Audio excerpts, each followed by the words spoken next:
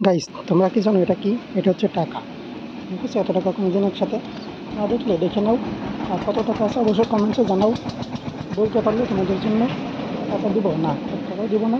শুধু দেখো এবং বোঝো কত টাকা আছে। বাপের জমায় এত টাকা একসাথে কখনো দেখো না। এটা হচ্ছে ব্যবসার টাকা, টাকা গোনা হচ্ছে এখন।